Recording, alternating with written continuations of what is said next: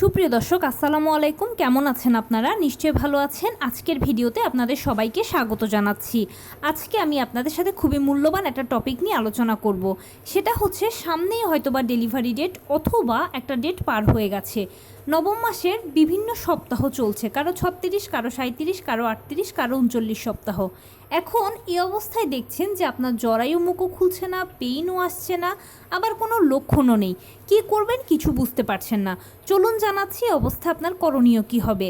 By the way, মূল ভিডিওতে যাওয়ার আগে একটা কথা বলি, আমি আমার চ্যানেলে pregnancy related, specially normal delivery related অনেক ইম্পর্টেন্ট তথ্য ভিডিও আকারে শেয়ার করে থাকি। এই তথ্যগুলো আমার পার্সোনাল এক্সপেরিয়েন্স ও আমার ডক্টরের সাজেশন থেকে নেওয়া। তাই আমার চ্যানেলটিকে যদি একবার আপনারা ভিজিট করেন তাহলে আপনারা আপনাদের প্রশ্নাতীত মনের অনেক প্রশ্নের উত্তর পেয়ে যেতে পারেন। আমন্ত্রণ জানাবো আমার চ্যানেলটিকে একবার ভিজিট করে দেখার জন্য। এবারে চলুন মূল আলোচনায় যাওয়া যাক। আমি শুরুতেই বলেছি আজকে আলোচনা করব সামনেই ডেলিভারি ডেট অথবা একটা ডেট পার হয়ে গেছে। নবম মাসে 36, 37, 38 বা 39 সপ্তাহ চলছে। জরায়ু মুখও খুলছে না, পেইনও আসছে না, কোনো লক্ষণও নেই। এই অবস্থায় আপনি কি করবেন কিছু বুঝতে পারছেন না। দেখুন, আমরা সবাই জানি যে নর্মাল ডেলিভারিটা সিজারের তুলনায় ভালো, এবং তার পাশাপাশি এটাও নিশ্চয়ই জানি যে নর্মাল ডেলিভারি হচ্ছে একটা প্রাকৃতিক পদ্ধতি। এখানে প্রথম থেকে শেষ পর্যন্ত প্রতিটি ধাপে প্রাকৃতিকভাবে শুরু হয়ে প্রাকৃতিকভাবেই শেষ হবে। জোর করে ডাক্তার দিয়ে টানা হ্যাচড়া করে কোনো মতেই কিন্তু কিছু সম্ভব নয়। এখন যেহেতু পদ্ধতিটা প্রাকৃতিক, তাই অবশ্যই আপনাকে উপরওয়ালার উপর নির্ভরশীল হতে হবে, প্রকৃতির উপর নির্ভরশীল হতে হবে।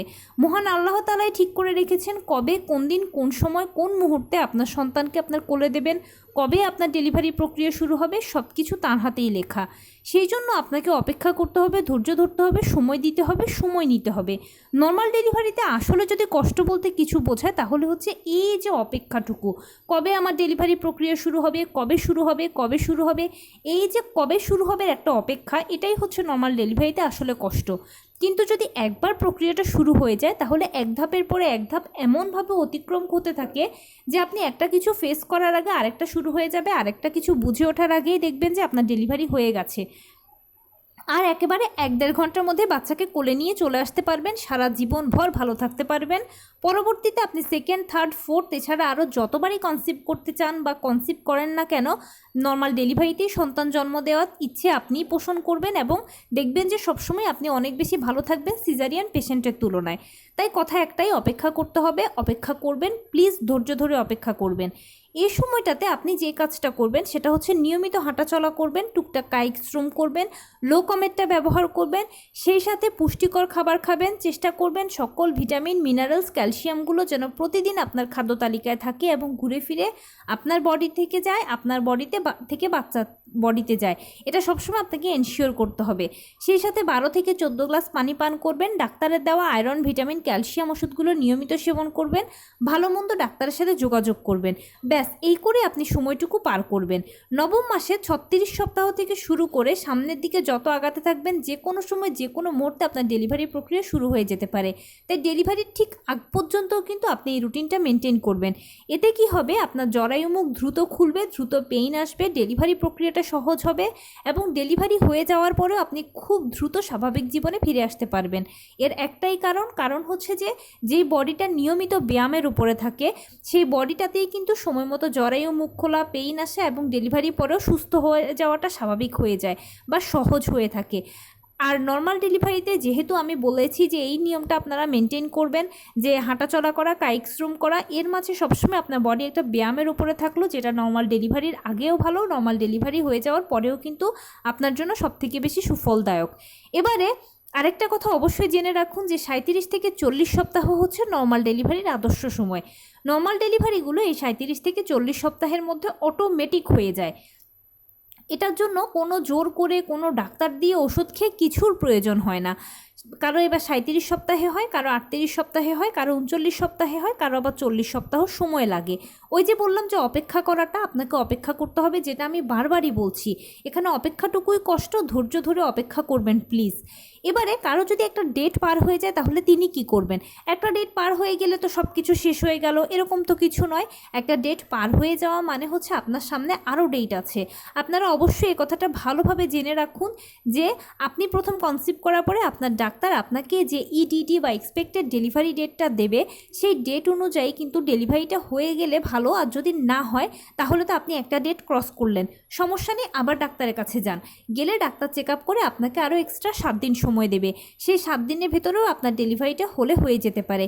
যদি না হয় তারপরেও টেনশনের কোনো কারণ নেই, এরপরে আবার ডাক্তারের কাছে যাবেন, ডাক্তার আপনাকে চেক আপ করে এক্সট্রা 2 দিন 3 দিন 5 দিন সময় দেবে।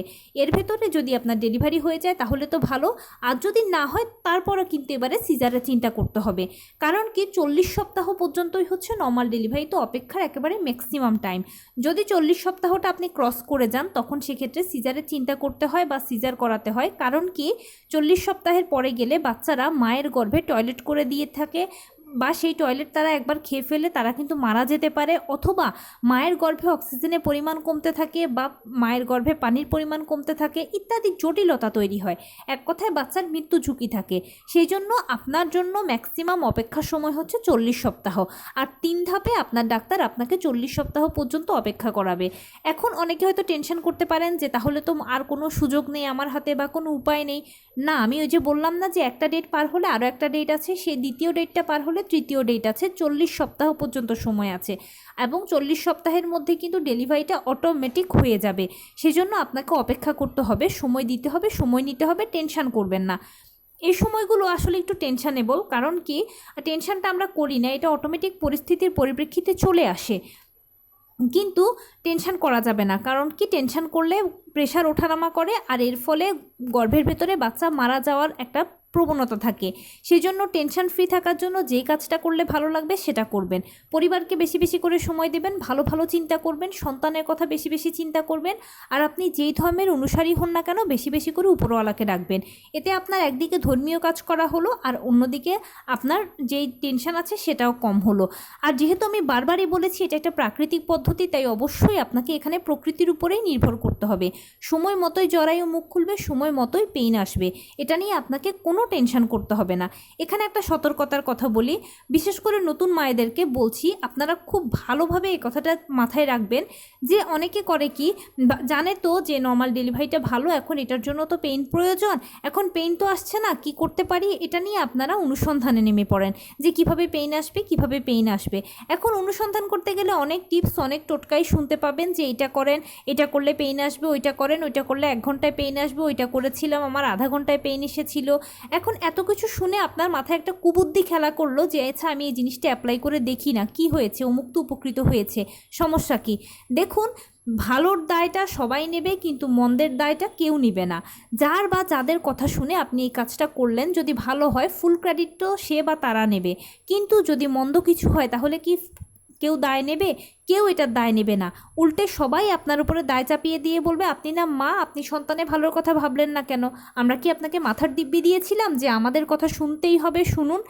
আর যে কোনো কিছু আপনি যখন নিজের উপরে অ্যাপ্লাই করবেন তখনই বুঝতে পারবেন এটা আপনাকে আসলে স্যুট করছে কি করছে না। সেই জন্য প্লিজ ধৈর্য ধরে অপেক্ষা করবেন, কোনো ধরনের কোনো কুবুদ্ধি অ্যাপ্লাই করবেন না।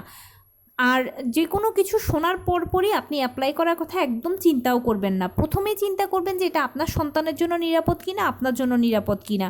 যদি 100% শিওর হন যে হ্যাঁ আমার সন্তান উভয়ের জন্য এটা নিরাপদ, তখন সেক্ষেত্রে নিজ দায়িত্বে অ্যাপ্লাই করবেন, যেন পরবর্তীতে অনুশোচনা করতে না হয়, কাউকে দোষারোপ করতে না হয়। আর যদি মনে করেন যে না আমার ভালো লাগছে না, মনটা খচখচ করছে, তাহলে একেবারে টোটালি স্কিপ করে যান। কারণ আমি বারবারই প্রথম থেকে একটা কথা বলছি যে নর্মাল ডেলিভারি একটা প্রাকৃতিক পদ্ধতি, প্রথম থেকে শেষ পর্যন্ত এখানে প্রতিটি ধাপ প্রাকৃতিকভাবে শুরু হয়ে প্রাকৃতিকভাবেই শেষ হবে। এখানে জোর করে টানা হ্যাচড়া করে ওষুধ খেয়ে কিছুই সম্ভব নয়। তো সেই জন্য আপনাকে অবশ্যই সময় দিতে হবে, সময় নিতে হবে, এবং মহান আল্লাহ তাআলার উপরে নির্ভর করতে হবে। এবারে যদি লক্ষণের বেলায় আসি, তাহলে অনেকে আমাকে বলেন যে আমি তো আমার মধ্যে কোনো লক্ষণই দেখতে পাচ্ছি না। 9ম মাস থেকে নর্মাল ডেলিভারি হওয়ার হলে গর্ভবতীরা অবশ্যই বেশ কয়েকটি লক্ষণ দেখতে পাবেন, তার মধ্যে যেগুলো উল্লেখযোগ্য সে কয়েকটা আমি বলছি। সেটা হচ্ছে যে ঘন ঘন পেট শক্ত হওয়া। খেয়াল করবেন মাঝে মাঝে আপনার পেট শক্ত হচ্ছে ছেড়ে দিচ্ছে, শক্ত হচ্ছে ছেড়ে দিচ্ছে। 24 ঘন্টার মধ্যে এটা 2 বার 3 বার হলে ভালো, আর যদি এর থেকে 15 বার 20 বার এরকম বেশি বার হয় তাহলে খারাপ। অতি দ্রুত ডাক্তারের সাথে যোগাযোগ করতে হবে। এই লক্ষণটা আপনার ভিতরে দেখছেন কিনা মিলিয়ে দেখুন। দ্বিতীয় যেটা বলবো সেটা হচ্ছে ঘন ঘন ফলস পেইন আসা। খেয়াল করবেন নবম মাসের দিকে আমাদের ঘন ঘন ফলস পেইন হয়। এটা কোমরের দিক থেকে শুরু হয়ে তলপেটের কাছে এসে পায়ের নিচ দিয়ে চলে যাবে। খুবই অল্প সময়ের জন্য এটা থাকবে, এত অল্প সময়ের জন্য থাকবে যে আপনি হয়তো প্রথমবার মা হয়ে থাকলে বুঝতে পারবেন না, কিন্তু এটা যখন ঘন ঘন হয় তখন ঠিকই বোঝা যায়। এই লক্ষণটা দেখছেন কিনা মিলিয়ে দেখুন। তৃতীয় যেটা বলবো সেটা হচ্ছে প্রস্রাবের চাপ অনুভব করা। আপনি ঘন ঘন প্রস্রাবের চাপ অনুভব করবেন। বাথরুমে যাচ্ছেন, হয়তো 2-1 ফোঁটা প্রস্রাব হচ্ছে না, হয়তো বা হচ্ছেও না, কিন্তু র্যান্ডম একটা চাপ আপনি ফিল করছেন। এর কারণ হচ্ছে আপনার বাচ্চা এখন সেফালিক পজিশনে চলে গেছে, মানে হচ্ছে তার মাথাটা চলে গেছে আপনার যৌনাঙ্গের কাছে আর পাটা চলে গেছে বুকের কাছে। এই পজিশনের কারণে আপনার ইউরিনারি ব্লাডারের উপরে চাপ পড়ছে, সেই জন্য এরকম ঘন ঘন প্রস্রাবের চাপ অনুভব করছেন। এটা হচ্ছে কিনা মিলিয়ে দেখুন। এবং সবচেয়ে ডাইনামিক যে লক্ষণ সেটা হচ্ছে যে চাপ অনুভব করা। জরায়ুর দিকে যৌনাঙ্গের দিকে প্রচুর চাপ অনুভব করবেন। বসলে কষ্ট হবে, বসলে মনে হবে বাচ্চার উপরে বসে গেছি, বসলে দাঁড়াতে কষ্ট হবে, দাঁড়ালে বসতে কষ্ট হবে। উপরের অংশটা এখন খালি লাগবে, নিচের দিকটাতে ভারী ভারী লাগবে। অনেকের তো দেখে মনে হয় পেটটা নিচের দিকে ঝুলে গেছে। এরকম কিছু হচ্ছে কিনা দেখুন। এই 3-4টে লক্ষণ যদি নিজের মধ্যে দেখতে পান বা এর মধ্যে 2-1টিও যদি দেখতে পান তাহলে বুঝে নেবেন যে হ্যাঁ আপনার বডি নর্মাল ডেলিভারি সাইন দিচ্ছে। আরও সব থেকে বেশি শিওর হয়ে যাবেন আপনি যদি 36 সপ্তাহ বা নবম মাসে যখনই পড়েছিলেন বা যারা এখন আছেন সর্বশেষ চেক আপটা করিয়েছেন কিনা, বা যদি না করে থাকেন তাহলে করিয়ে ফেলুন। সর্বশেষ চেক আপের মাধ্যমেই নবম মাস বা 36 সপ্তাহের ওই চেক আপটার মাধ্যমে শিওর হয়ে যাওয়া যাবে যে আপনার কি নর্মাল ডেলিভারি হবে নাকি সিজার হবে। কারণ কি সর্বশেষ চেক আপে যদি দেখেন যে মা ও বাচ্চার পানি, পজিশন, প্লাসেন্টা, ওজন, মায়ের সব কিছু সার্বিক সুস্থতা, বাচ্চার সব সার্বিক সুস্থতা সব কিছু ঠিক আছে, তাহলে ইনশাল্লাহ ডেলিভারিটা নর্মালে হবে। আর আমি যে লক্ষণগুলো বললাম এগুলো সবগুলো বা 2-1টাও যদি দেখতে পান তাহলে তো বডি সাইন দিচ্ছেই, আপনার অপেক্ষা করা উচিত। আর যদি দেখেন যে না ওই রিপোর্টে কোনো জটিলতা এসেছে, যেমন কারো বাচ্চার গলায় নাড়ি পেঁচানো, কারো বাচ্চার উল্টো পজিশন, কারো বাচ্চার কিনা পানি কম আছে, এই ধরনের কোনো সমস্যা যদি থেকে থাকে এবং আমি যে লক্ষণ বললাম এগুলোও যদি না দেখতে পান তাহলে তো আপনার বডি কোনো সাইনও দিচ্ছে না, প্লাস যে রিপোর্টস এসেছে সেটাতেও জটিলতা আছে, অবশ্যই সিজারের প্রয়োজন। অপেক্ষা না করে ডাক্তারের সাথে যোগাযোগ করুন, যোগাযোগ করে সিজার করিয়ে ফেললেই ভালো। বাচ্চা ম্যাচিউর হয়ে গেলে সিজার করানো যাবে, কোনো সমস্যা নেই। আর আপনার ডাক্তারই চেক আপ করে বলবে যে কবে কোন সময় সিজার করাবেন, কারণ এক একজন মায়ের বডির স্ট্রাকচার, বাচ্চার স্ট্রাকচার এক এক রকম, তাই চেক আপের দ্বারাই এটা বলা যাবে যে কবে সিজার করলে ভালো হবে। আর আমি যেরকমটা বললাম যে রিপোর্টসে যদি সব ঠিকঠাক আসে সর্বশেষ রিপোর্টসটাতে, এবং আপনারও যদি বডিতে এই সাইনগুলো দেখতে পান তাহলে অবশ্যই নর্মাল ডেলিভারি হওয়ার চান্স আছে একেবারে 98%। আপনার অবশ্যই অপেক্ষা করা উচিত, ডাক্তারের সাথে যোগাযোগ করে অপেক্ষা করবেন। তো এই ছিল আজকের ভিডিও। কেমন লাগলো বলুন। যদি ভালো লেগে থাকে ও হেল্পফুল হয়ে থাকে তাহলে প্লিজ লাইক, কমেন্ট, শেয়ার করতে একদম ভুলবেন না। আর সেই সাথে আমার চ্যানেলটিকে সাবস্ক্রাইব করার বিনীত অনুরোধ রইল। পাশে থাকা বেল আইকনটি ক্লিক করে দেবেন যেন আমি ভিডিও আপলোড করার সাথে সাথে আপনারা নোটিফিকেশান পেয়ে যান। যদি কোনো প্রশ্ন থাকে কমেন্টসে জানাবেন, আমি রিপ্লাই দেব।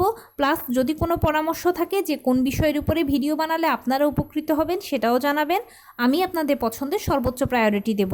ভালো থাকবেন, সুস্থ থাকবেন। আসসালামু আলাইকুম।